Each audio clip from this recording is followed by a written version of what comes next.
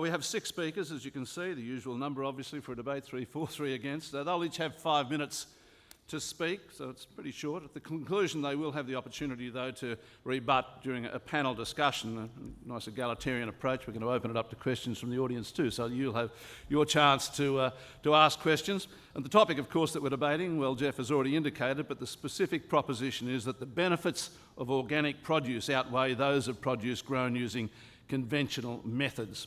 That's a contentious one, there's no doubt about that. Now, speaking for the proposition, just one thing by the way, I perhaps should have mentioned this at the outset. I haven't heard any phones go off yet, but we've been joined by a somewhat larger number now, so if any of you do have phones in your pockets, I mean, I'm not asking you to turn them off, but at least switch them to silent so that we don't, if you like, interrupt. I mean, there's some external noise here, but let's not add to that so that we don't interrupt our speakers. So speaking for the proposition, we have Dr. Antonio Lobo from Swinburne University of Technology, my old alma mater. Antonio teaches marketing and supply chain management, and he co-edited the 2013 publication Organics in the Global Food Chain. Sheridan Williamson joins him. She's a nutritionist and contributor to the Changing Habits Education Program. She works with people suffering from a range of different ailments, other problems, to help them develop special dietary plans that will assist them. And Katie Finlay, she's the owner and manager of the Mount Alexander Fruit Gardens at Harcourt in Victoria. Katie is an organic grower herself and a passionate advocate for organic certification. Speaking against the proposition that organic produce is more beneficial than conventionally farmed produce is Professor Aaron O'Cass, the Professor of Marketing at the University of Tasmania. Aaron has undertaken extensive research into consumer behaviour, both here in Australia and overseas, internationally. Dr. Ian Musgrave is a molecular pharmacologist and toxicologist at the University of Adelaide. His recent research has included the use of natural products to combat neurodegeneration. And finally, Dr. Kevin Clayton-Green is a biosecurity consultant, a consultant to AUSVEG. He's a trained botanist, and Kevin is a member of the Horticulture Advisory Panel for the CRC, the Cooperative Research Centre for Plant Biosecurity. Would you please welcome our panellists before we begin?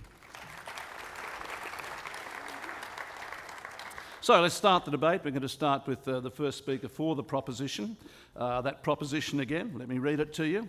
That the benefits of organic produce outweigh those of produce using conventional methods. Would you please welcome our first speaker, Professor Antonio Lobo.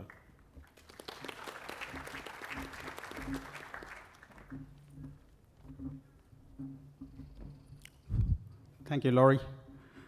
Good afternoon, and thanks for listening to this interesting and topical debate. On the screen, I have actually put up the front cover of the Australian Market Report 2014. Intentionally, I've done that because you've got a copy of it in your welcome pack. Probably you haven't noticed. But this is published every 2 years, and I've been involved with this in my role as a marketing and supply chain researcher. Now, this piece of research is quite comprehensive, and I'll just try to highlight some of the recent findings of this report. The global organic market has had phenomenal growth in the last decade, and it's about 30% growth annually, and the largest markets being the USA, Germany, and France. Australia has the largest surface area of certified organic land in the world. Approximately 22.6 million hectares of land are under organic farming. In terms of value added, because we've calculated both farm gate value and also value added, as you know, for the value added, we've got the manufacturing, processing, wholesaling, retailing, import and exports. But the farm gate value in 2014 of fruit and veggie was approximately about $60 million.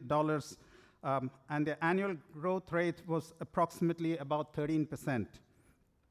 The main organic veggies that are grown here are carrots, potatoes, other root crops, pumpkins, zucchini, and cucumbers.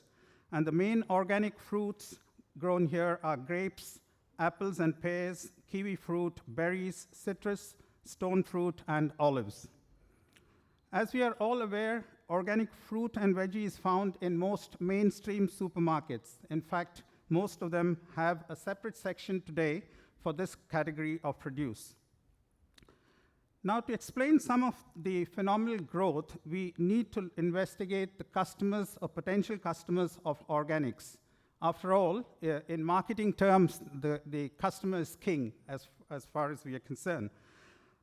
The recent Mobium report on organic consumers in Australia has found that customers perceive the benefits of organics to be chemical-free. About 80% of those surveyed said it's chemical-free, additive-free about 77%, and environmentally friendly about 68%.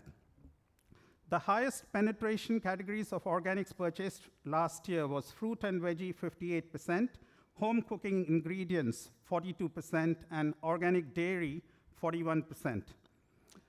Now, the major barriers to their purchase is price, which is 82%, and trust in organics, which is related to certification, 43%. And this is what we would need to address in the future. If we are successful in changing the mindset of our respected opposition team members here, we can address this issue of the final cost of organic fruit and veggie to the end consumers. After all, it's all to do with economies of scale of production. As far as the certification goes, one of the issues that we have in Australia is that we've got 7 certifying bodies, and a move to harmonize the standards of certification would certainly resolve some of the issues with certification. In 2011, we conducted a comprehensive survey of Victorian consumers, a project funded by the Victorian Department of Business and Innovation. We performed a cluster analysis of the respondents, and it yielded very clearly 3 clusters. Pro-organics 32%, 39% reluctance, and skeptics 29%. We've got a profile of these customers, and probably if someone would like to be interested after the debate, I can show it to you, the profile. Blake 2012 enumerates 13 reasons why organics is better than conventional, and out of these, I've selected the following 10 reasons. Number 1, stringent standards of certification. Number 2, free of genetic modification. Better for the soil, and my team member Katie will speak to this. Better for the water, again, Katie will touch on this. Innovative research, increases biodiversity, increases consumer choices, harmonious with nature, fresher, better tasting, because it's got a shorter shelf life, and you know the concept of food miles, and it's part of our community. To recap, I've talked about the phenomenal growth of organics globally and in Australia, consumers' perception of organics being chemical-free and additive-free, main barriers to consumption being price and certification, and we need to do something to convert the skeptics of organic, which is why we are debating this issue today. Thank you very much for listening. Thank you, Tony. Now to our first speaker against the proposition, Professor Aaron O'Cass from the University of Tasmania.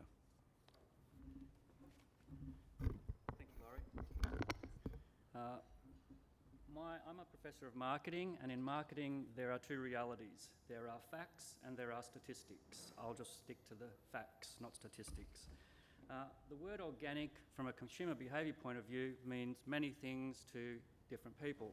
You ask consumers and it ranges from chemical-free, healthy, beneficial, etc. So there's mass confusion over what organic actually means.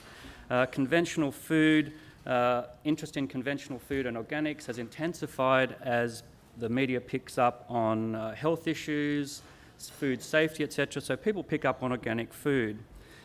Legislation doesn't support the case for organic food because there are a range of legislations, even across Australia, New Zealand. Every country has a different set of parameters on what governs the use of what we term organic, which creates, again, mass confusion in the minds of consumers about what they're actually paying for. Interestingly, if one associates the term organic, people often bring up terms such as environmentally friendly, green, safe, sustainable, emphasising again, consumers often don't know what they're actually buying when they buy organic food, which perpetuates a problem from a marketing point of view, which allows marketers to often pick up on a premium price because consumers are actually confused. Consumer knowledge of organic food really means and sometimes compromises the implicit regulations of organic. Again, picking up on the fact that what constitutes organic in one country is not equal in another country, and even around Australia there are different regulations as far as organics go. Increasingly, the term organic creates very emotive and evocative concepts in consumers' minds. So the power of the term organic has become synonymous with the power to gain a price premium, which from the opposition point of view is somewhat unrealistic and unfair. Problematically, because of this inconsistency and vagueness, the word organic evokes and creates different value systems about why people purchase it, and often creates intensive debate in markets, etc. So from a consumer behaviour point of view, the notion of organics has created nothing but confusion. It hasn't helped, it doesn't resolve any conflict about what the true benefits of organic are. In reality, if you look at the facts, consumer knowledge or factual knowledge about organics is very low. We can often quote statistics to show what propensity of people are buying organic, what willingness they have to pay a premium, but the fact is actual knowledge of what organic is very low in the marketplace. Surprisingly, an important finding is that there is limited hard data on the benefits of organic. The debate continues because of the wide and varied use of organic constitutes. There's a paradox in reality about organic food standards. The purpose of organics originally was to allow those existing farmers who grew organics to differentiate themselves in the marketplace, and consumers would pay a premium for that notion of organic. Is this really a benefit? It's a benefit to those reaping a price premium, but it's not a benefit to the consumer if they're paying for something that they perceive they're getting, but in reality underpinning that is a lot of hysteria and a lot of vagueness in the market. The greater the perceived difference between organic and conventional foods, the greater the intention of consumers to actually purchase organic, which again is premised on the notion of confusion. But this growth in the market share is built on confusion. So in some ways, this becomes a self-fulfilling prophecy. Nobody seeks to resolve the confusion about what organics is and why people purchase organic food, because there is an underlying principle of price premiums that growers and manufacturers can get. Added to that problem now is an increasing plethora of organics. We can buy organic wine, we can buy organic tomatoes in cans now. So the range of what constitutes organic from a consumer's behaviour point of view is increasingly complex and rather difficult to resolve.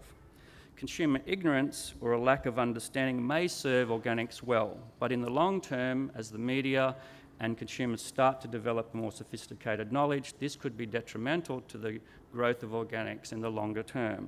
So in some ways, the notion of my presentation at the beginning was organics marketing success or marketing misdirection. I rest the case there.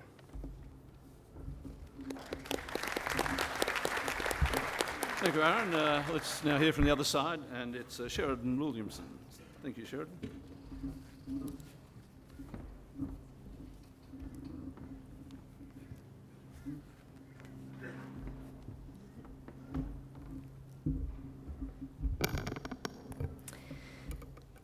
I'm just going to get straight into it.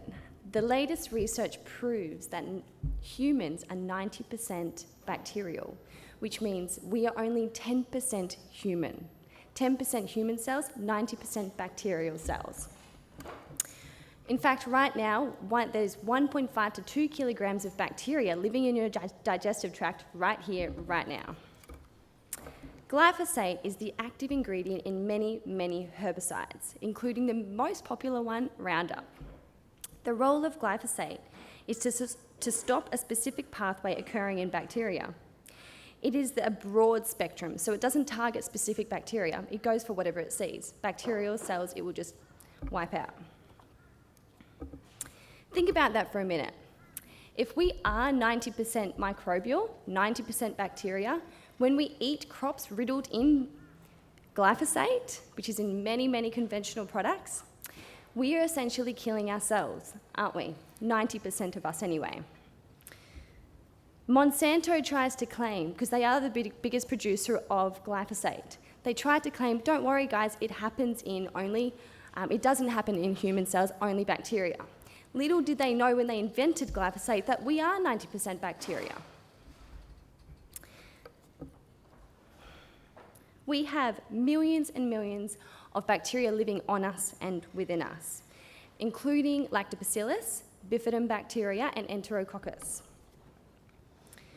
So, these are essential for our health, and without them we can't do many, many things.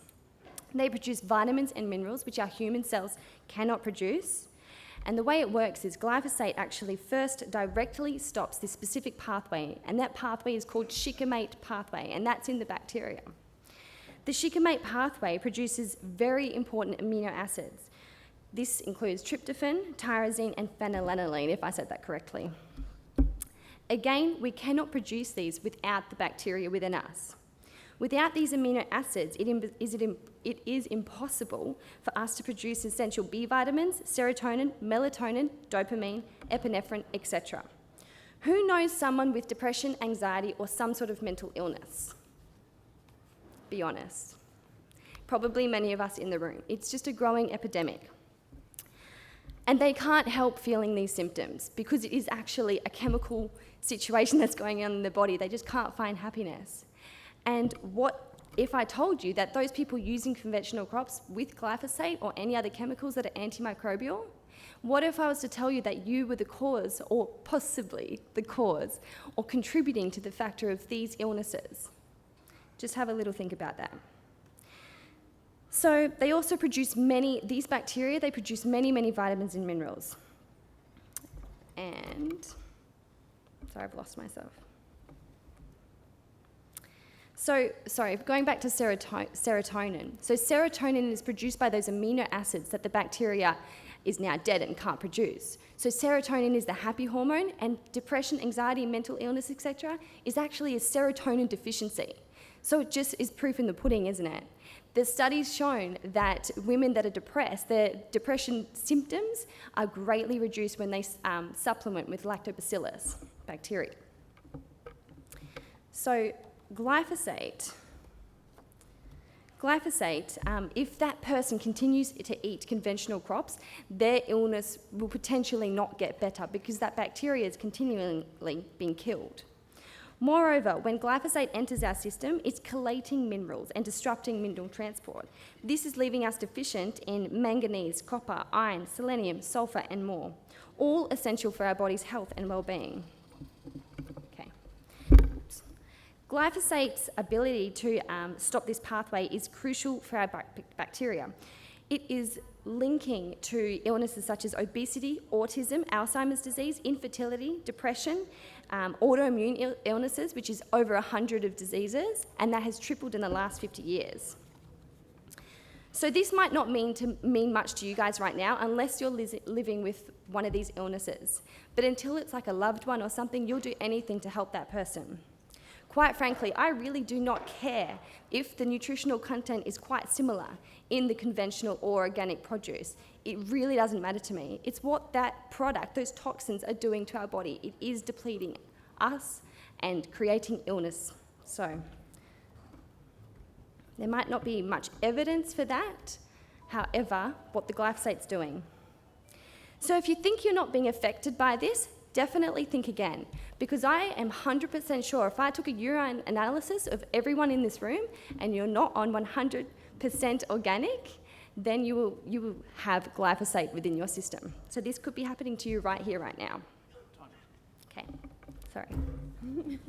Thank you, Sheridan. Thanks, Sheridan. And now let's hear from Dr. Ian Musgrave. I'd like to thank the organisers for inviting me here to speak. Now, we've just heard from Tony and Sheridan that one of the aspects that people choose organic produce over conventional projects is fear of chemicals. Chemicals are going to get us. I'm going to do a quick diversion, this being AUSVEG, and also we have the Apple and Pear Growers Association. I'm sure you've been enjoying some fresh, juicy pears and some lovely crisp apples, have you not? Would you be surprised to learn that pears and apples naturally contain the toxin formaldehyde? How are you feeling now? Why don't apples and pears have giant stickers on them saying, warning, formaldehyde? Because the concentrations are so low that they are biologically meaningless. The apple and pear people, you can go back to breathing now. When we talk about these sorts of things, pharmacologists and toxicologists have the thing which we say, it's the dose that makes the poison. It actually sounds cooler in German when you say it.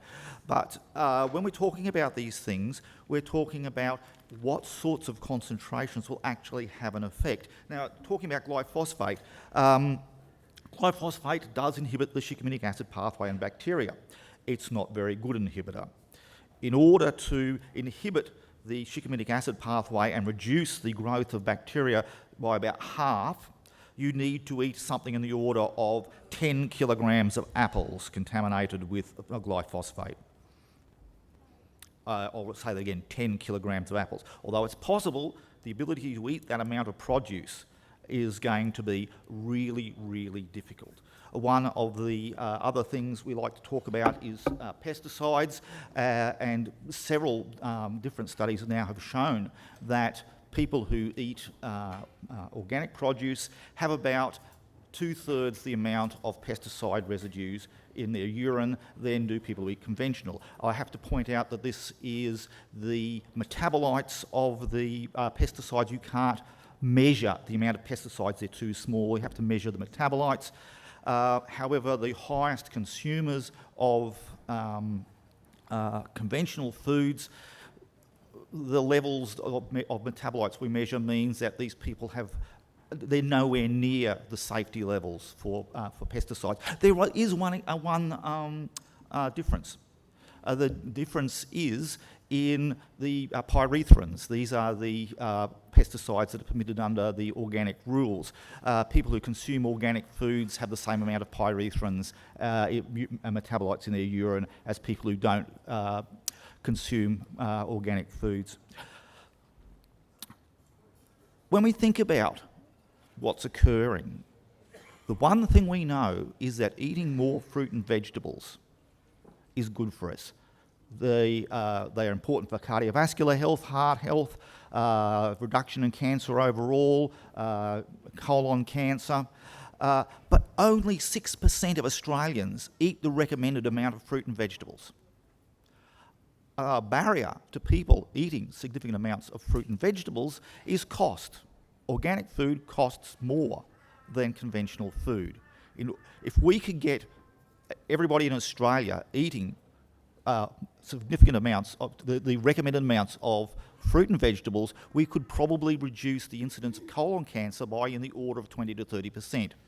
If we get everyone to shift from eating conventional to organic fruit and vegetables, we would not be able to measure a health outcome at all. Chemophobia is a thing. But if what we want to talk about is health, then the important thing is making sure people eat fresh fruit and vegetables, and organic production will not help us at all. I think I will end there and give my colleagues more time to speak. Thank you. I have a minute left. Okay, well, let's just talk about chemicals. People like to say there's chemicals in conventional food. We've talked about glyphosate, we've talked about the pesticides, but plants produce chemicals all the time. They're miniature chemical factories. Fungi on plants can produce chemicals. One of the big issues for peanut growers and some grain growers is the fungi that produce aflatoxin, and we know Australia puts a lot of effort into preventing aflatoxin. Organic food organic peanuts tends to have more aflatoxin in it than conventional peanuts because of their approach to fungicides. So you're actually getting more chemicals. They may be natural chemicals, but they're still chemicals, and the natural chemicals can be even more toxic than the human-made ones. Time. Thank you very much. And now, a final speaker for the for argument is Katie Finlay. Katie.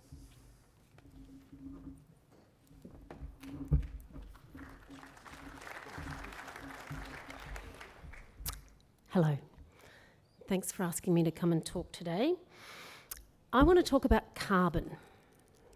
Way before I came home to the family farm and became an organic orchardist, I studied science at uni, amongst other things, and learned that in the world of chemistry, organic actually just means compounds that contain carbon. But what's that got to do with today's debate?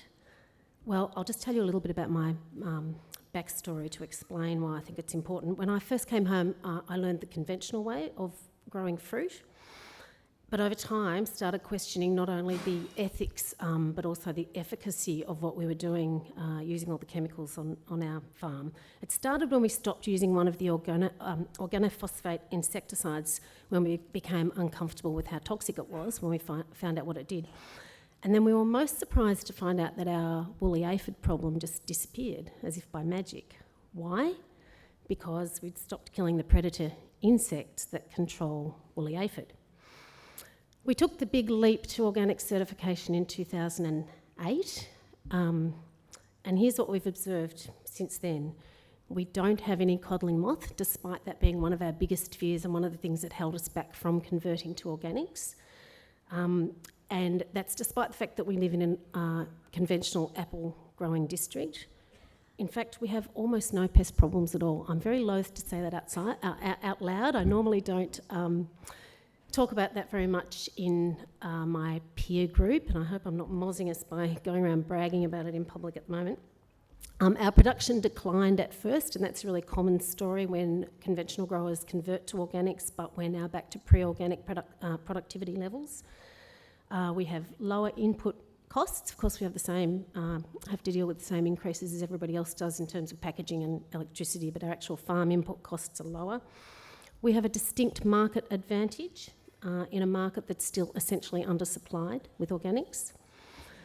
And we've measurably increased the biodiversity on our farm and doubled the water holding capacity on our soil. We've measured that. At first, some of those impacts, like the initially decreased production, were a bit of a mystery to us. Until we finally woke up to the fact that we're not just growing fruit, we're farming microbes. Once we understood that by shifting to organics, we were actually creating healthy soil that is full of microbes, and the job of those microbes is to convert organic matter into plant-available nutrients and store carbon in the soil, then the effects that we could see happening on the farm started to make sense to us. As an organic farmer, I'm aware that a major benefit of organic produce, which is what we're meant to be talking about here today, is the benefits of organic produce over conventional produce, is that it doesn't cause some of the problems that conventional farming, we know now, is causing. One of these is a major loss of soil carbon. Agriculture and land clearing for agriculture is one of the leading contributors to climate change. That's according to the United States EPA, who say that agriculture and land clearing accounts for about 30% of global greenhouse gas emissions. That's including Australia. Destruction of the natural fertility system, which forces farmers to then rely on artificial fertilisers, and what we've discovered is that you don't need them. When the soil gets back into balance, that's what it's evolved over millions of years to do, is to provide natural fertility for the plants that grow there. That actually, that really works. The destruction of on-farm biodiversity, forcing farmers to rely on chemicals to deal with their pest and disease issues, and what we've experienced is that a lot of those issues really resolve themselves as the system gets back into balance. Pesticide residues in our food, as Sheridan has pointed out, and fertiliser runoff from farms causing problems like we're seeing in the Great Barrier Reef. Thank you. I'd just like to briefly address a couple of the misconceptions that some of our opposition have raised. Cost. The benefit of the sometimes higher cost of organic produce, it's not always higher, but sometimes, is that it's transparent cost. The argument that conventional produce is cheaper only holds water if we ignore the hidden costs in conventional farming systems, such as destroying the soil, contributing to climate change, and the costs to our health. Productivity and profitability. A 30-year study by the Rodale Institute, backed up by a number of universities, has shown that organic farming is not only more productive but more profitable in the long term. And feeding a growing planet. The truth is we already grow enough food, and the United Nations report came out last year showing that we also have the capacity to do that well into the future. So we're not proposing that all farming becomes organic, but if we just go back to the definition of organic, meaning containing carbon, I think what our team is presenting a convincing case for is that if we all stick to farming practices that increase the carbon in our soil, then everybody benefits. Thank you.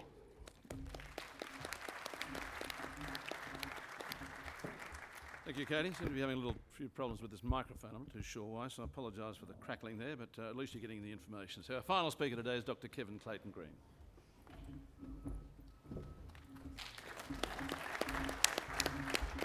Thank you, Mr. Chairman, and thank you, Hyper, for the opportunity to speak here this afternoon. So far, we've heard various propositions about there being minor variations in benefits from organic produce. But what does that actually mean in terms of tangible benefits to humans? And noting Sheridan's comment, I feel somewhat lucky that I'm still up here speaking. Farming is not just about glyphosate. So looking at what those tangible benefits might be, do we live longer as a result of eating organic produce? Well, I can't find any evidence in any longitudinal studies anywhere to suggest that people eating organic produce live longer. In fact, if you look at the last 1.5 centuries of human existence, the world population has quadrupled, our lifespans have doubled, and all that's been under mainly the expansion of conventional farming techniques. So we aren't doing too bad a job. Are we any healthier as a result of eating organic produce? Well, once again, we've heard that there might be a little bit more antioxidants and a little bit more of this and that in food, but what does it really mean? Well, in actual fact, it probably means very little, because we don't actually know now how many antioxidants we should be consuming in a day. So how do we know that eating 60% more or 50% more is going to be any better? In fact, if we look at data from the University of Minnesota, who did a recent study, what we find is that organic produce has actually got 4 times the amount of salmonella and E. coli in it than that produced from conventional produce. So one could argue that actually eating organic produce poses a greater health risk. You might have more antioxidants, and one can ponder that while you're suffering food poisoning. It's also notable that most organic standards don't even address the concept of food safety. Are people that eat organic produce any happier? Well, once again, how do you measure happiness? And in fact, there's virtually no evidence to suggest that that is, although one study I note tongue-in-cheek mentioned that people obsessing about organic produce and its provenance probably are less happy than those who don't really care one way or the other. The next point is about environment and soils, and we've had some discussion about that. And it could be argued that the argument put forward is that organic produce is better for the environment. Well, I'd like to know how we measure that, because at the moment in the world there is no accepted measure of what is a healthy environment or what is a healthy soil. We can debate it, we might know what bad looks like, but if we don't know what's really healthy, how do we measure it? And it could be argued, and I would argue, that many conventional practices in agriculture, such as composting, biofumigation, IPM, we've just heard about controlled release fertilisers, controlled traffic, all of those are designed to minimise the impact on the environment rather than the unrestrained use of compost and other various herbal remedies splashed around the organic orchard. And this, I think, leads to the real conundrum here, because organics is not about science. It's based on a belief system. And the belief is, and one can see this in the number of different organic standards, which my colleague here talked about earlier. There's several of them in Australia. There's a plethora in New Zealand and a plethora around the world. And why is that? Because they're not based on science, they're based on a belief. Somebody thinks that this is better, and this is not good, and this is bad. And that then reframes the argument, because we're now not talking about science, we're talking about beliefs. And that studies show that most of us want to believe something. And I want to quote here, and that the more we believe something, the stronger we believe it, the more resistant we are to changing our beliefs. And according to Peter Halligan from the University of Cardiff, and I quote, "If one hears a new thing, then one tries to fit that in with one's current beliefs, and therefore go to great lengths to reject something that contradicts your position, or look for further information to confirm what you already believe. Yep. And in science, and if one accepts that proposition, then all the science and rational argument in the world is not going to make any difference. Organics began as an ideology, and is still an ideology, and is now subsequently attempting to use science to justify its position, because it's created a series of artificial boundaries about what creates organics and what doesn't. And that's evident in a number of different standards.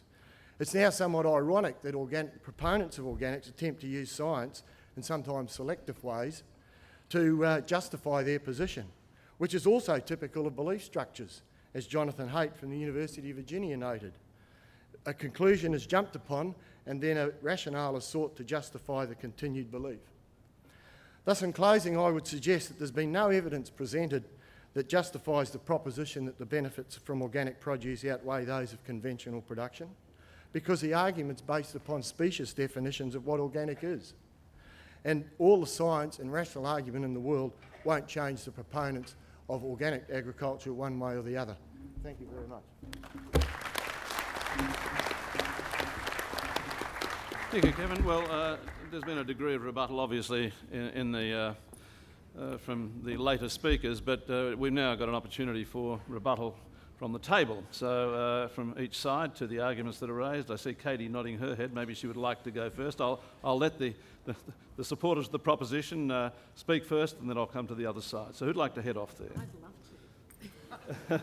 I can tell that, yes. Is my microphone on? Yeah, yes, it will be. They'll control it, though. That's fine. Yeah. I'm sorry, I'm terrible at this. I just cannot let Kevin's statements about organics not being based on science go unchallenged.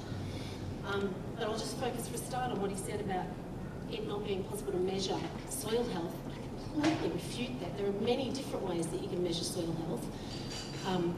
Organics is completely based on science, let me just tell you that. There is, in consumer behaviour, there's a lot of belief around that.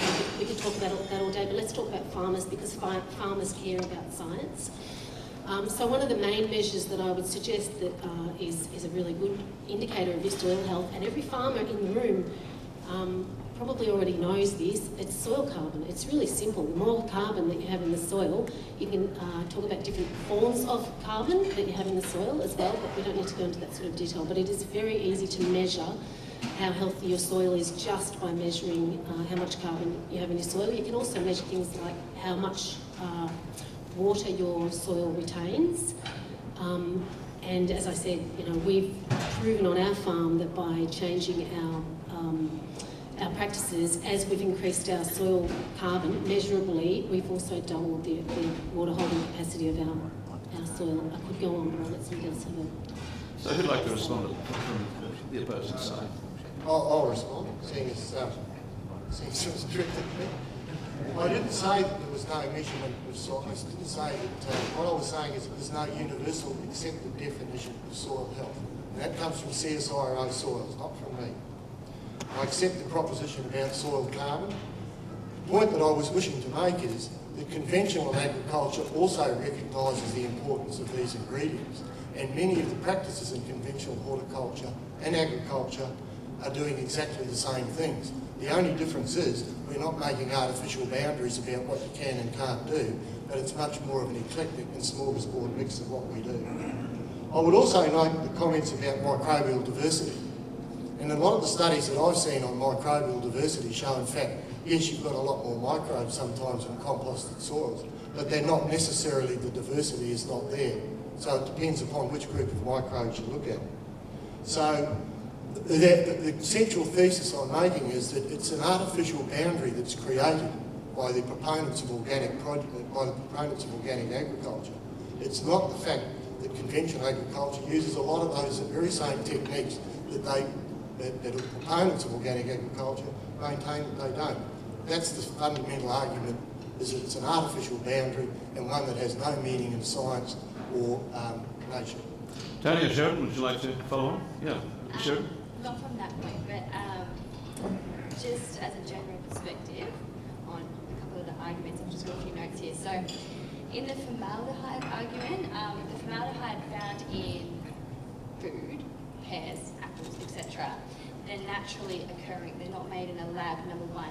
Glyphosate you do not find in nature, and especially the glyphosate that you have in Roundup and plenty of other herbicides.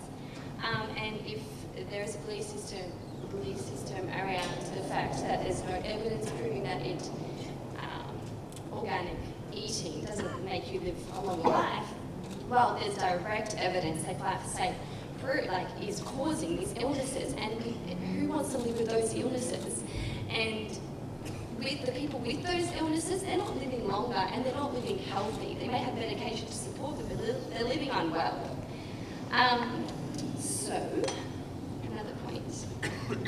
The fact that organic is like an ideology, I'm not sure if we know here how long we've been on this planet, and it's only quite realistically, considering how long we've been on this planet, it's quite new to start using these kind of chemicals. We've lived a long time. So it's not an ideology, we've lived organic for thousands of years. Okay, and... One final point, yes. Sorry. With regards to the food poisoning caused by the bacteria in the organic stuff, I've been eating organic for quite some time now, and I have not once had food poisoning. And is there any evidence on that if you want to talk science? Okay, the ball's back on this side of the court, it looks like. If I can start off, your body doesn't care whether formaldehyde is natural or comes from a laboratory. Formaldehyde will kill you just as dead if you drink a cup of 30% formaldehyde. What matters is the concentration. Now, your body has this huge diversity of enzymes to deal with a whole range of weird chemicals. I point out, humans are really inventive. Nature is a lot more inventive. Has anyone seen rotenone, one of the chemicals that's provided in some forms of organic farming? Rotenone looks far scarier than glyphosate does, let me tell you, from a chemist's point of view. But the point is, it's the concentration. The concentrations of glyphosate are very low, the body can break them down, and does. There's even a whole bunch of microbes that have evolved specifically to eat glyphosate as their carbon source. But the point is, the concentration that will kill bacteria is huge. It's on the order of 15 millimole for anyone who wants to do some concentration response curves in order to halve the amount of growth of bacteria, whereas the maximum permitted amount of glyphosate on fruit and vegetables is 0.018 milligrams per kilogram of food. I will let you work out the constant calculations in your head. And one of the biggest correlations between a particular disease mentioned by the opposition, that's autism. There is a nice one-to-one correlation between the rise of organic food consumption and the rise of autism. Correlation does not imply causation. I raise that as one of my children is on the autism spectrum. This is actually not very funny, but we have to be very careful and say, oh, this has gone up and this has gone up. There has to be more than just this observation. And the observation is, in fact, that we've had increases in health. One of our biggest decreases has been in cardiovascular disease from stopping smoking. Cancer has been pretty flat, although we've seen some go up, some go down. The lung cancer in males is going down because we've stopped smoking. These are important things. Fighting over glyphosate when the amount of glyphosate that we have will not even bind to one molecule in your body is irrelevant. Let's focus on important things like people eating more fruit and vegetables. This will make a difference. Not caring about whether you've got 0.001 micromolar glyphosate on the surface of your apples. Getting people to eat more fruit and vegetables makes a difference. It can have a significant health difference. Okay, we've got a couple of minutes left before we go to questions from the floor, and we will go to questions from the floor, so I'll get Tony to respond and I'll come to Aaron. Yeah, just speaking right, I think you should. Actually, Aaron pointed out the fact that there's facts and perceptions, and there's confusion between green and safe food, and creates confusion in the market.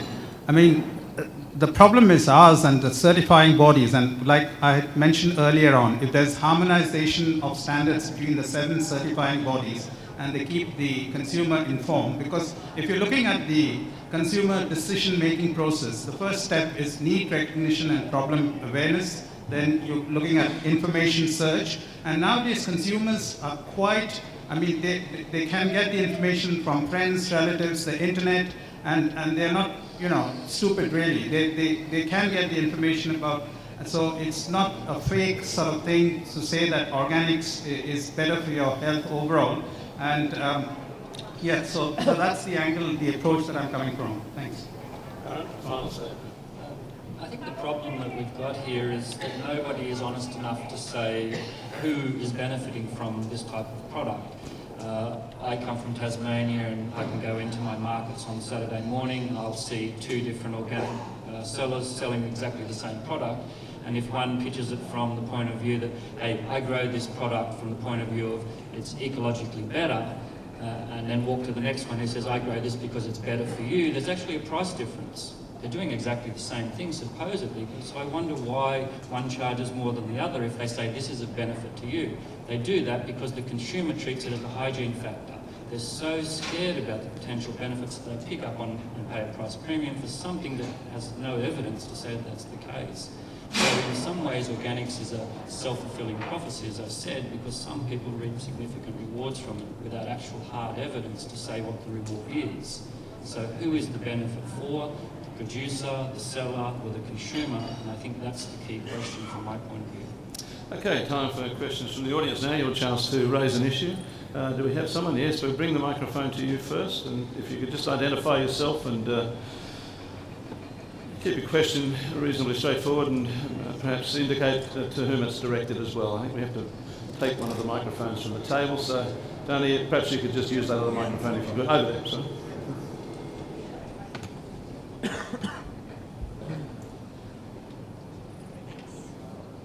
Just speak into it and it'll be controlled. You just keep speaking.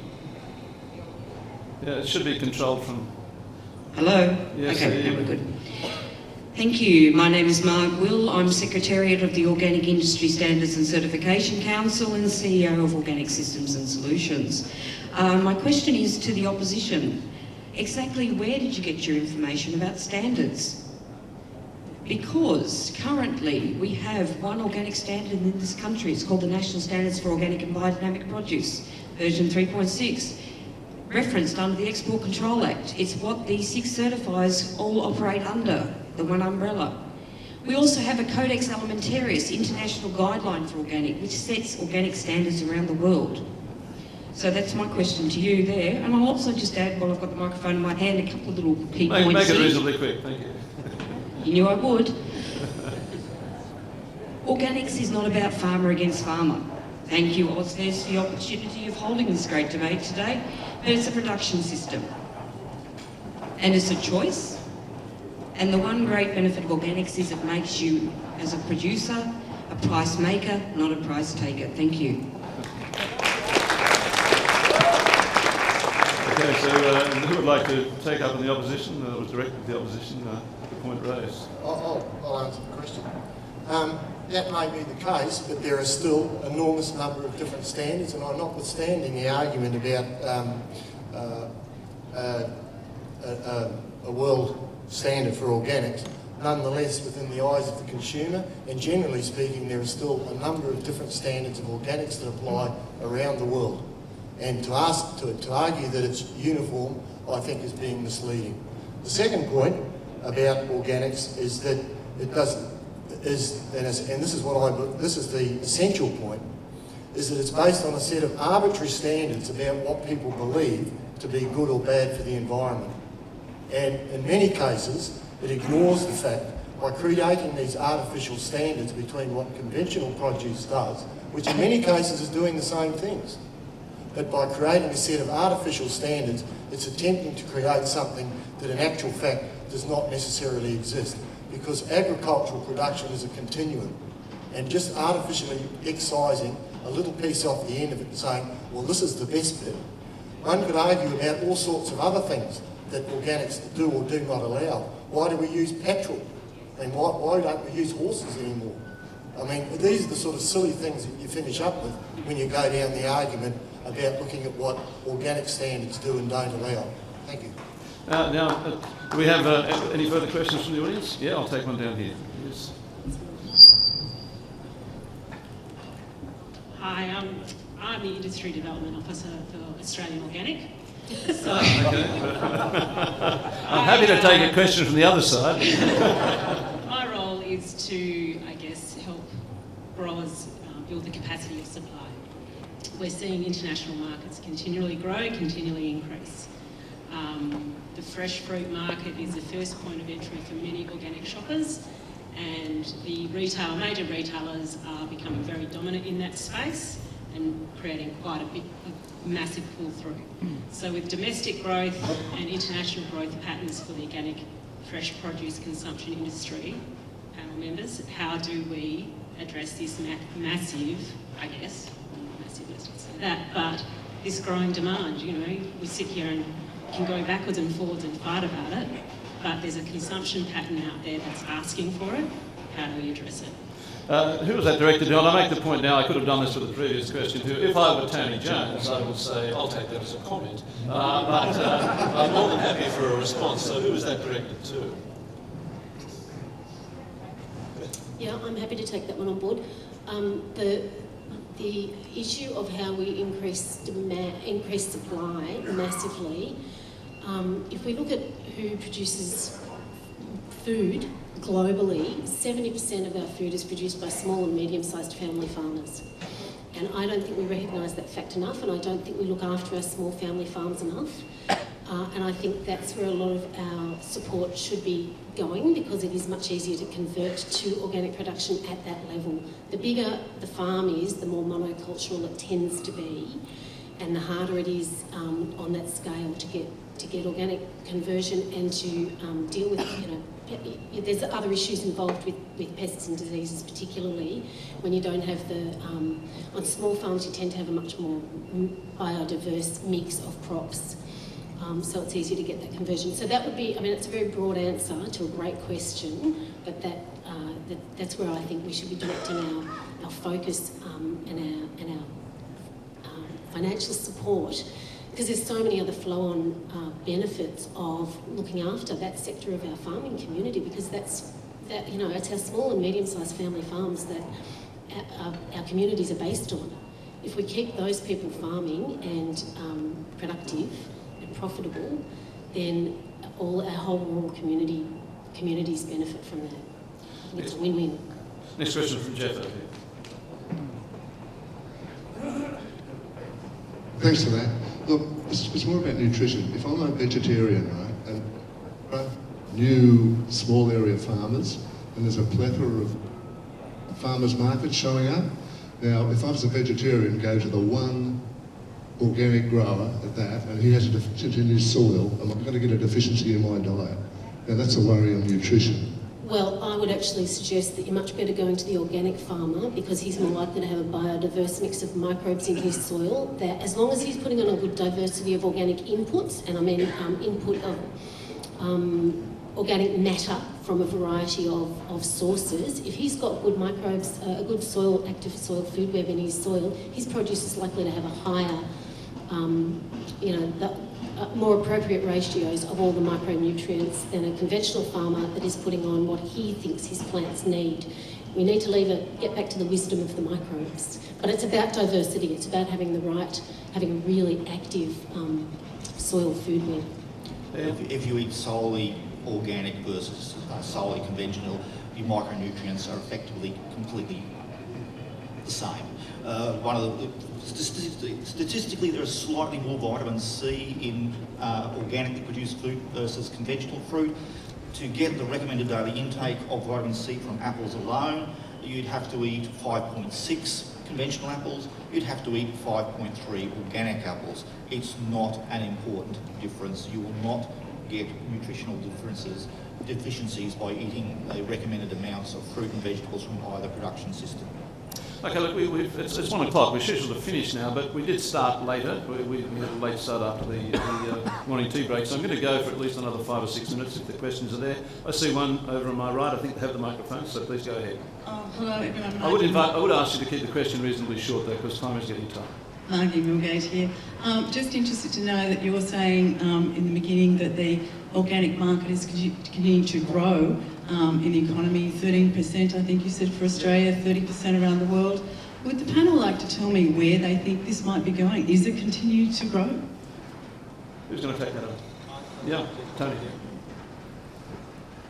Yeah, no, it'll be on, Tony. Just talking to it. Actually, as per our research, I think there is a growth potential of approximately 9 to 10% in Australia every year, and that's forecast for the next 10 years or so.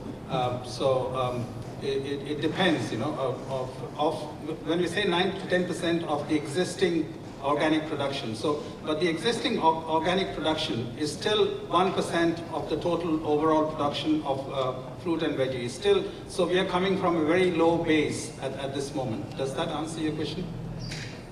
Was there another question over there? Did I see someone put their hand up, or was they just... No, I thought I did. Any other questions around the room? It's too hard to see the lights in my eyes. Oh, yes, down here. We'll bring you the microphone. Thank you. Just put your hand up so the gentleman can see you with the mic.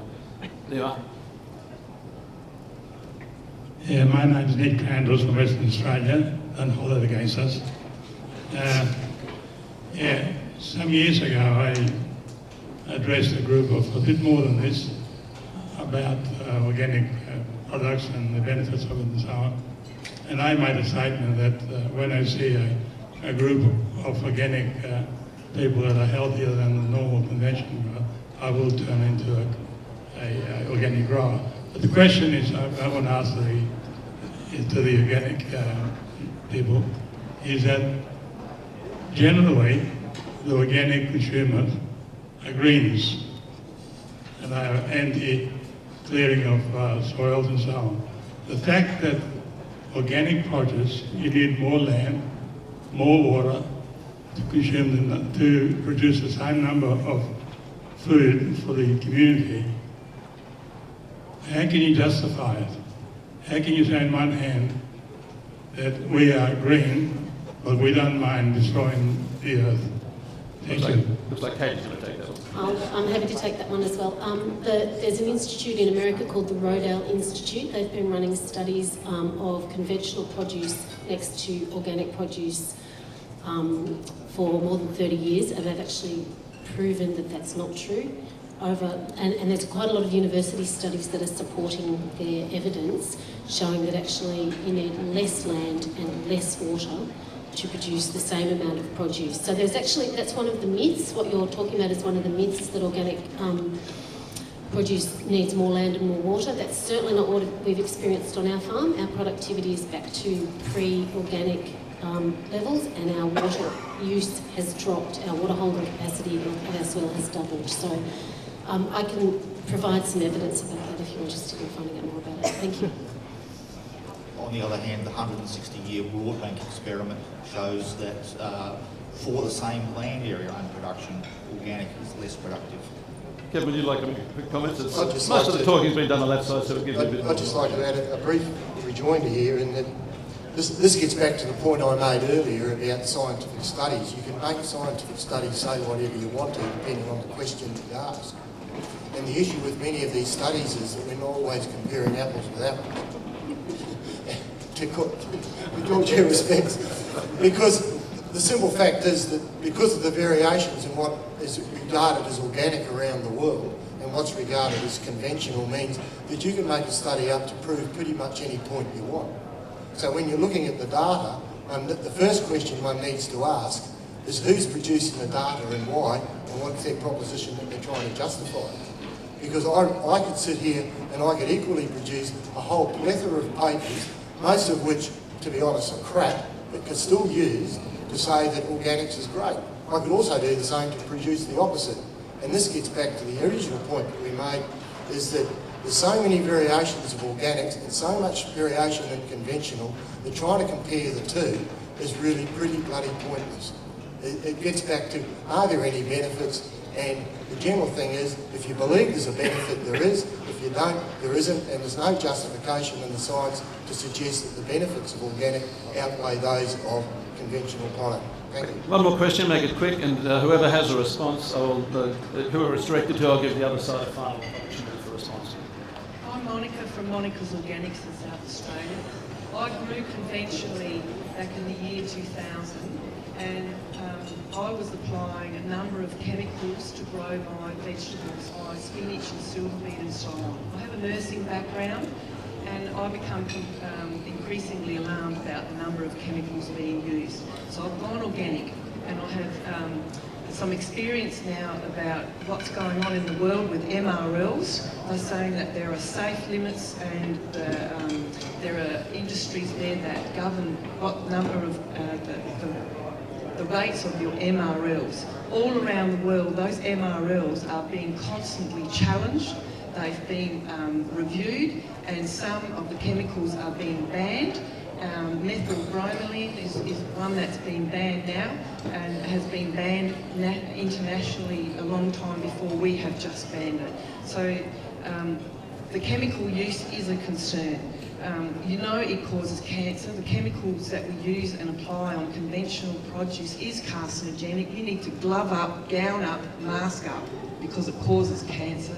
Any amounts that you consume, everybody's body is different in metabolising those or breaking down those chemicals within your bodies. So there is an increasing amount of cancers within us, and it's an accumulation. We may die from E. coli or salmonella, and that can be measured quickly, and you can see that. But the chemical use, when you become 50 years of age or 60 years of age and you've got chemicals that are found in your body and your brains, there's accumulation of aluminium, so it just goes on and on and on. So is there a question or no? We will have to move on. That's probably a comment. Yes, I think it is, yes. I'll accept a quick response. If I could quickly respond to that. Methyl bromide was banned because of its ozone destroying effect. Australia banned it at the same time as everybody else.